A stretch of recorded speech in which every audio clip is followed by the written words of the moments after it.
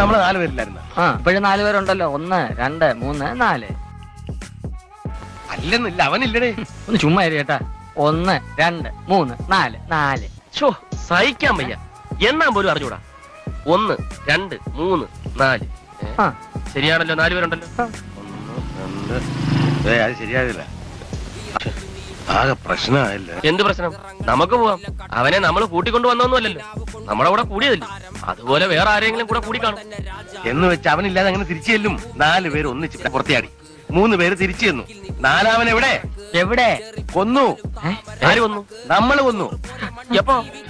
അതല്ല, അവരങ്ങനെ കരുതു.